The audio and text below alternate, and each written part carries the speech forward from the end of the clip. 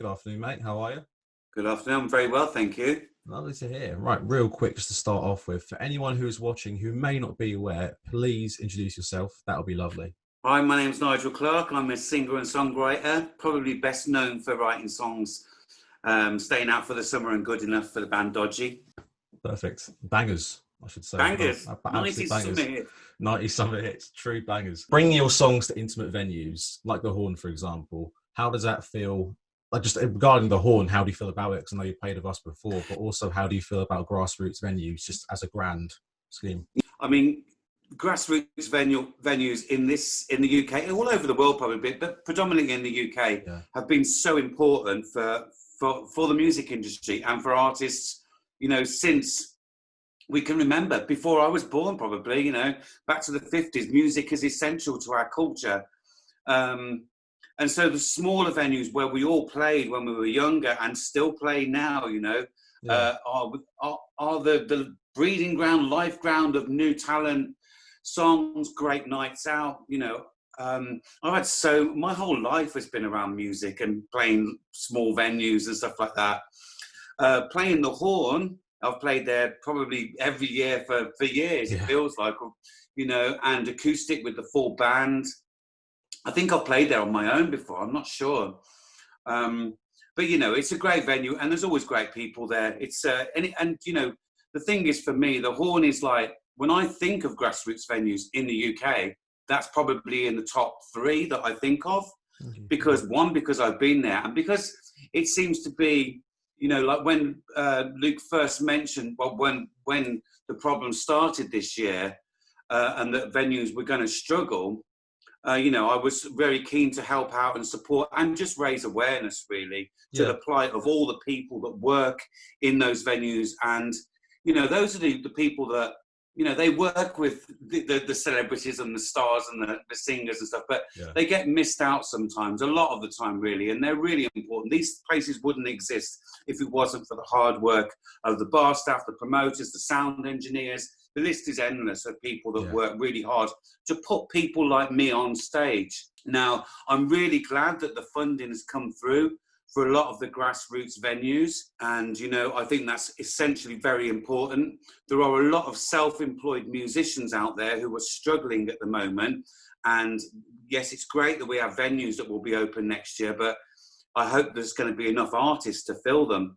Because people are moving into new jobs as we speak.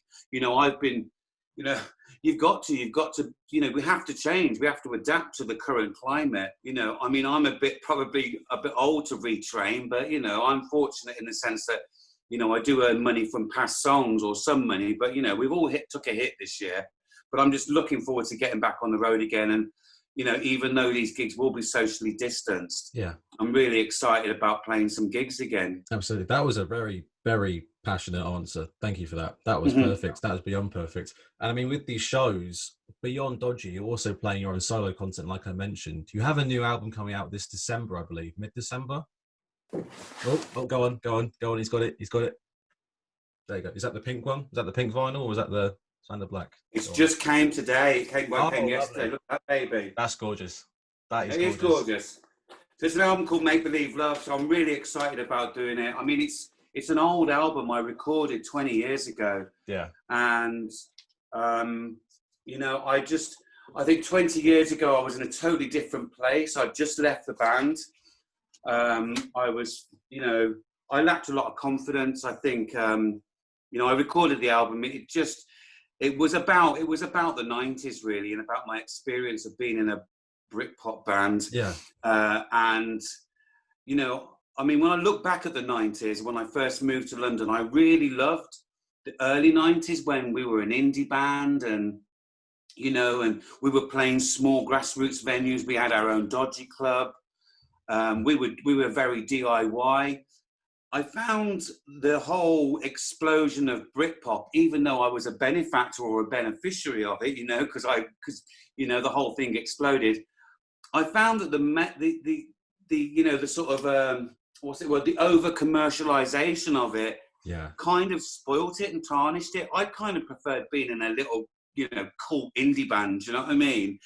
In some ways, obviously I did. I mean, and I benefited from having radio success and, media success. But when I look back at my career in the 90s, I much prefer the sort of grassroots, indie club vibe, before the Britpop battles of Blur and Oasis, which was totally over the top and unnecessary. Yeah. And basically, I think that was the nail in the coffin for the whole scene, really. And I don't think we've ever recovered from that, really, as a musical nation. Totally. Like, I had Andy Ross on some weeks ago on this series, and I sort of mentioned the fact how, well, I asked him, do you think that was necessary? Do you think it was just media buzz and hype just to keep building on this thing? And you got to question that, because it didn't become about the music in the end. I felt it became more about just like, who's saying this, who's saying that. It became more about who's got the biggest mouth in the end, or who's got the best songs, or who's got like the it became about a sort of like milk watered down nationalism, just with the prefix of Brit in front of pop. It was nothing new. We were just, as a band and as a songwriter, I'm into pop music. But when I say pop music, I mean the greats that we've had from, the Beatles, the Who, the Small Faces. That's what I class as pop music to me, not Kylie Minogue or whoever, whoever it is these days. It's a classic tradition in classic songwriting and our culture, and saying how we feel, and saying, writing songs about what's going on in the world now and putting them to a pop background. So people, there's a job and an education that we should be teaching people about our culture. And I felt that was stolen, around that time, and it all became about British nationalism. And it's like, and that's never a good thing, I'm wondering then, with that sort of attitude or mindset you have towards the general Britpop, the marketing of it, listening to this record, is it cathartic in a way because it's your own experience of it, your own point of view? Do you still relate to it? Do you disagree? Are you finding yourself arguing with yourself at any point? No. I feel I feel that I was quite, in the 90s. I mean, there was a pressure. We signed to a major record company, and I realised what you had to do when you sign to a major record company. What do they want? They want hits. They want hits. They want hits. They want numbers, and everybody knows that, and everybody wants success. You can, nobody goes into anything to ruin it, or to, you don't go and paint a wall and miss half of it and go, that was well done. Do you know what I mean? Yeah. So when you sign to a major record company, you are obliged to serve the hits. And fortunately, for 2 years, I wrote 2 really big summer hits. But the toll on me and my own ambition was a lot. And so, I'm not saying that my Make Believe Love album isn't hits, because I think hits are relative to the radio pluggers or radio, DJs and stuff like that. But I think I needed to move away from that and be a bit more honest about what I was writing about and thinking. Yeah. So there was a song on the album that you get as a free download when you order it called Don't Be Denied, which was basically, we had all these brilliant intentions to bring culture and song and music to the world. And then, within a couple of years, you're now famous, you don't talk to people, you know what I mean? You believe all the hype, you believe all that. And I just felt that that's what I and people around me were becoming. And so I wrote a song about it, that it was never too late to go, right, okay, that's what it was. Just there's certain lyrics in the song about, you could have took taxis but preferred limos. You took all the quick ways from A to B. You missed the point far too frequently. Now you're a star and you got so far to fall. And just things like, that you need to be reminded of who we are and who you are and your responsibility. Absolutely. Like, I feel like to have that, your own freedom here as well. Like you said, you're free of like record label ties here. This was self-financed too. This is your thing here. Like, the only pressure you put on is the pressure you put on yourself. And like, I feel like, and forgive me if I'm wrong in saying this, you could have never released this and still been happy, right? Knowing that this is somewhere in the physical musical form. Yeah. Because I think I've read somewhere that like, even if it was just like a cathartic piece of art on a shelf for you and your close friends, in a sense, something like that, right? Yeah, I mean, I needed to, because when I took this year I took the first 3 months out to write a new album, which I started writing. And then I just thought, look, when lockdown happened, I just thought, look, I've got an album that I wrote 20 years ago. Get it out there, because it felt like I needed to release. There was a blockage in my artistic freedom, and in doing it and going through the process of designing the cover, you know, talking to people with help from people as well to get it out. It's opened up so much in me that I feel that it is cathartic, and like I'm just like going, I want to record another. Well, I've got a studio in my basement. I want to release something in January. I want to do a single for Record Store Day on my own. You know, I can do it. I'm, you know, I play a lot of instruments and I record myself. I've always learned to do that. In a sort of old way, I'm a classic songwriter. I started playing with 4 tracks, you know, Tascam 4 tracks in 1985. Yeah. You know, I've been doing it a long time. And that's a great thing. I think it's humble more than anything. I mean, that's the key word here. Like, it's still very true to yourself and nature. Because, like you said, you need to be reminded. You can't go too far ahead. Well, look at every single star, pop star you name, they all go up and down. I mean, David Bowie is the classic example of somebody who was not very good at the start, had some hits, got brilliant, went up, down, up, down. You know, his career needed saving, and everybody is the same. Literally. It never lasts. Nothing lasts forever in this business. No. And you have to work hard. And, you know, the truth will out. You know, if you really want this and you really deserve this, you will get there because you put the work in. I wear my heart on my sleeve. I've had my heart broken by music, and I've seen love through music. I've seen everything. I mean, you know, it's like that's it. I live my life vicariously through music and song. I'm happy that way, though. You know. I mean, like, I'm worried now in the sense that, do you think songs like Good Enough and Staying Out for the Summer, have they been tarnished for you anyway then? Or do you still take pride in them, even if they were considered the hits? Even if they robbed you of that slight bit of integrity, do you still view them in the same light as, like, for example, this new record? Are they tarnished in any way, or do you still have that love for them when you look back? I don't feel tarnished by them, but you know, in some ways, you know, yes, they were, you know, in the back of my mind, you know, there was an element saying I need to write something that's going to go on the radio and going to go well on the radio. Now, I still write like that. I can't help that. I still think of things in that way. Like, I don't generally swear on records because I don't like hearing swear records. Although I was into Crass and stuff like that who sweared.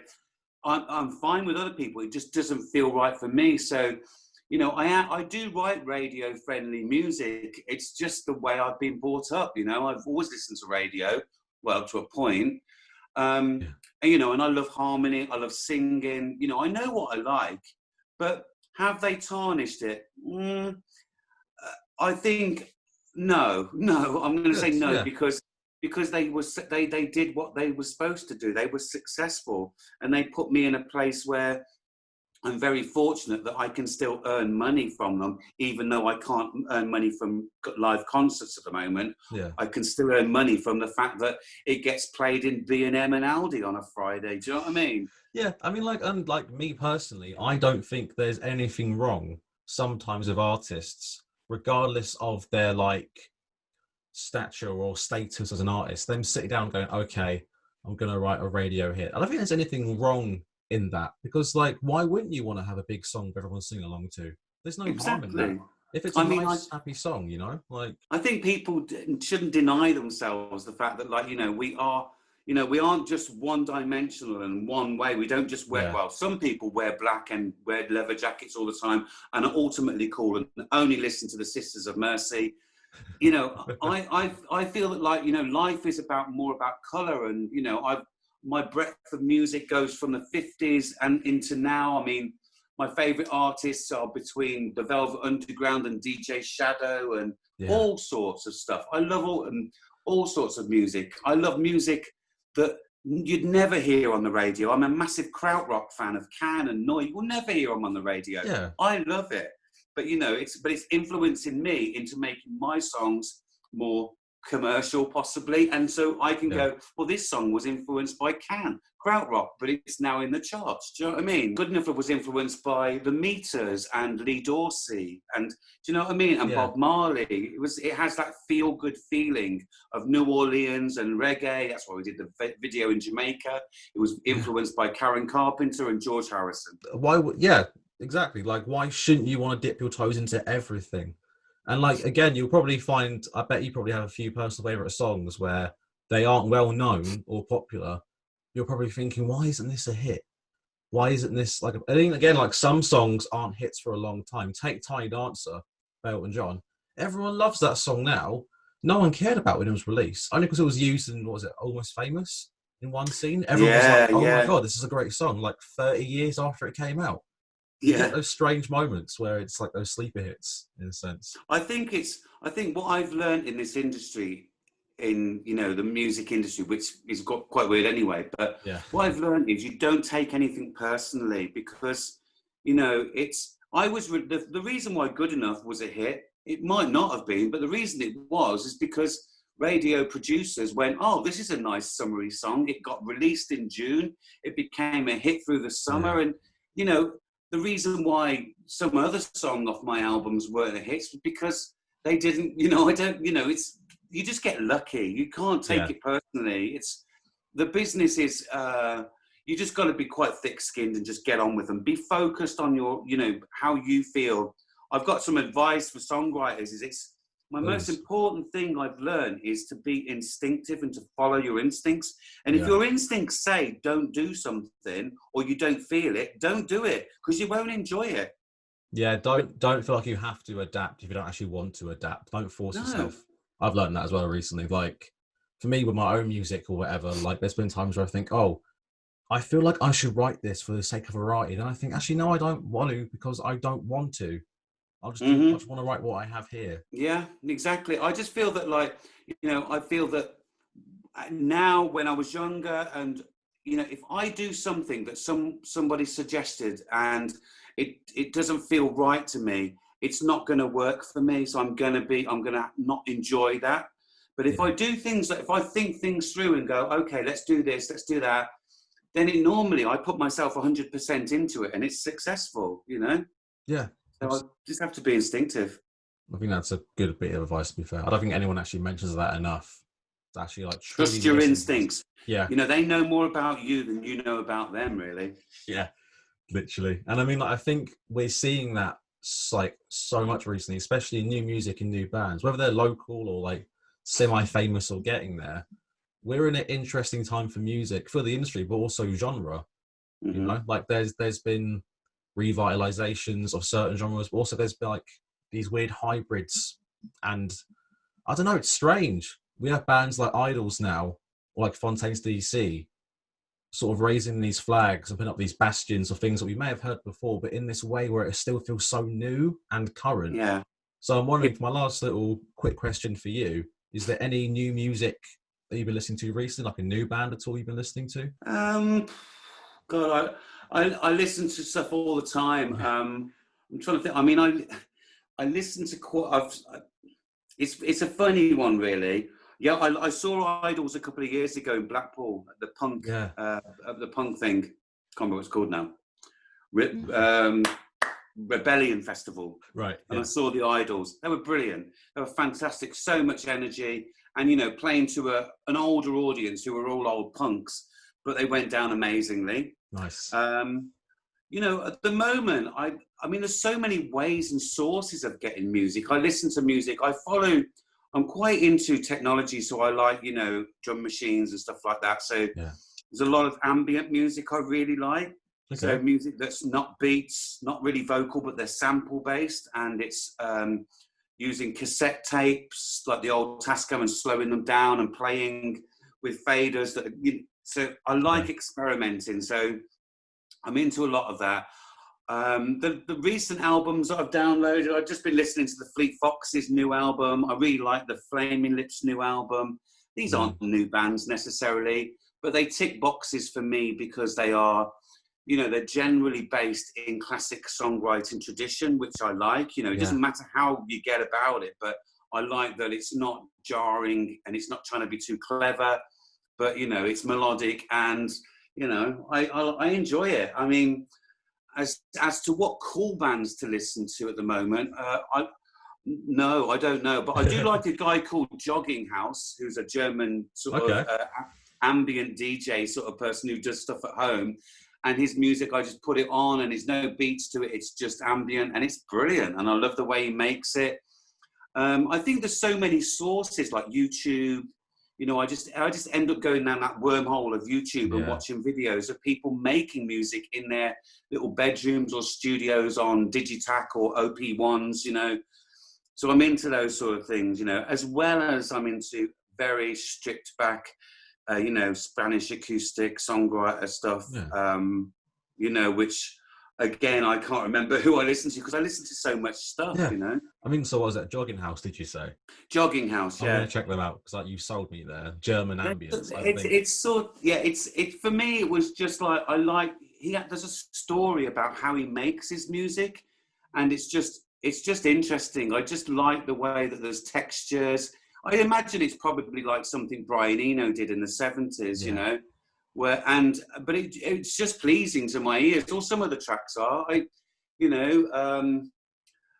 looking forward to. Yeah, it's a really difficult one. My sort of thing is at the moment, I would like to do, my album that I started doing this year was technology and Spanish guitar. So I wanted to merge the nylon string of an old, you know, design of an acoustic guitar with, you know, drum machines and samplers and, you know, and try and merge those, you know. So that's my next job, really, and see how that works. I wish you all the best luck for that. Oh, thank you. That sounds interesting.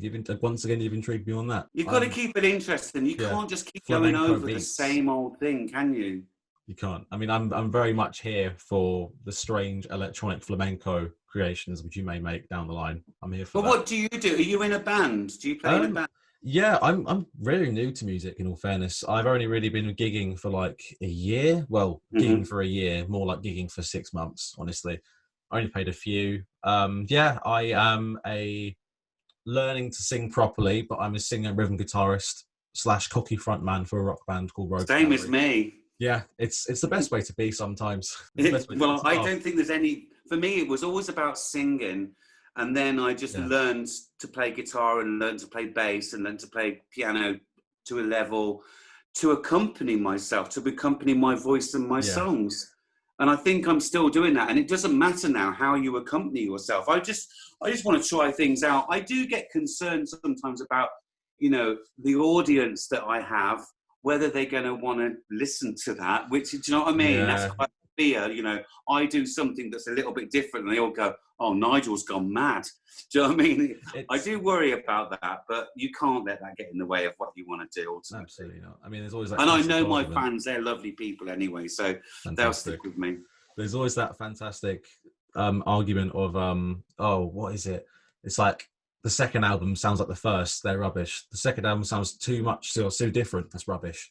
Like, what do you want to be? And I think that relates back to what you said earlier. Just listen to yourself. If you want to do the same thing, do the same thing. Like, I think it's different. I think it's different for bands. I think bands really do have a shelf life, if I'm honest. Yeah. I think that, you know, a band can only redesign itself a few times. Like, I always look at Radiohead as being a band that imagined itself around the Kid A period. They had this little blip and it went Kid A, which was so different and so good, by the way. Yeah. And, you know, it was so different to what they did before, yet their fans, or some of them, went with them, you know, and they became a massive band. And but they've, you know, and I like In Rainbows, but you're stuck, and they have to be, you know, Radiohead songs have to tick a box, you know. Do you understand them? Not really. Are they about weird, oblique things like seatbelts and airbags, you know, and stuff like that? And it's like there's a little cross-check for a Radiohead song, isn't there? Yeah. And I think Tom York and all of the guys from Radiohead probably like to step away from that. And I think that if you're in a band, you can sometimes go, oh, I'm the bass player, oh, I'm the guitarist, and this, do you know what I mean? And it's like everyone does their little job. I find that a little bit sort of restrictive. So, I've written 5 albums with Dodgy, and you know what I mean? The industry's very different now, and there's no record deals out there for us at the moment. So whether we do another one, I don't know in the future. But as an artist myself, personally, I'm just going to keep going, because because I've got my own studio in my basement, so I'm going to keep recording. Beautiful. I think that's a good beacon of hope right now, is like the artistic outlet or output even. I do think during this current time, there's going to be, especially in the next 6 months to a year and onwards, going to be everything. It's going to be so much because artists are going to be there's so much to write about at the moment. Yeah. And to get serious about, and to I think it's going to be a brilliant time, because it hasn't been a brilliant time, but I think, I'm looking forward to that next step where musicians who have been challenged this year are going to come back fighting. So I'm really excited about that. Absolutely. I can't wait for it either. Like, I'm purposefully waiting out just a little bit longer for us to come back and hit it. So we have like a plan and a schedule. Yeah. Very professionally. And that's like a really exciting point. Even down to like, okay, let's not play a gig yet. I'm like, oh, I like that. I like telling myself no. That's really cool. You just reminded me, I do really like a band. They did the song Houseplants. Mate. From Bristol or somewhere like that. They've got starts with an S, their name. Houseplants. Can't remember what they're called, but I really like them. You got me annoyed now, because I actually like that. It's gonna go to Houseplants, like some garden centre, isn't it? Or like that Mort Garson album where he made an album for his plants. That's what I got straight away. There we go. Let me have a look. Squid. Yes. Squid. Yeah, I really like Squid. I really like them. I thought they were great. What are you doing? So, they're one of my bands that I really like. I want to go and see them live, actually. My brother-in-law went to see them last year at Bristol, or the year before, and he said they were fantastic. So I was going to go and see them at the end of the road this year, but it got cancelled. So, but hopefully I'll go and see them next year. What are you doing? What are you doing, mate? Come on, you. Yeah. Come on, you. God. There you go. What a beautiful frame to This is Indy. Hello. Hey, Indy. Hello. What a beautiful way to finish this. Oh, thank you. That's beautiful. That was lovely. Oh, what a treat. Hello. Hi. Hello. Real quick before I kick you off and leave you with Indy, just the last little quick bit. When is the album out, and what can we expect, and how do we get that pink vinyl? Because that's luscious. So the album is out on December the 4th. You can order it through TM Stores, which is Townsend Music Store. Yeah. So it's a mail order thing. You can pre-order it now. The funny thing is, because it's there was 12 tracks originally on the album, but I couldn't fit them all on the vinyl. So, and I never thought it was all going to be on the vinyl anyway. So the CD has all 12 tracks. The vinyl has 9 tracks. On the CD, Gem Archer from Oasis plays guitar on a couple of songs as well. Wow. So just as he joined Oasis in 2000, me and Gem were working together.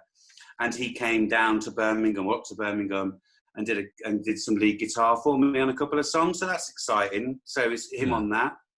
Other news I've got, me and Mark Morris and Chris Helm have all been writing songs over the last couple of months. Yeah. So we've got that coming next year, hopefully. We'll be doing a few gigs and hopefully get an album together. Mark mentioned that to me. Yeah.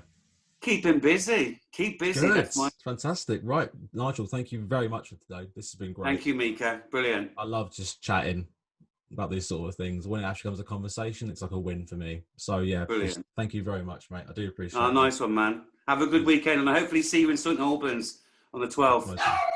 You take care, man. Bring down Indy. I'll try to come down. It's another dog now. See you later, mate. See you, mate.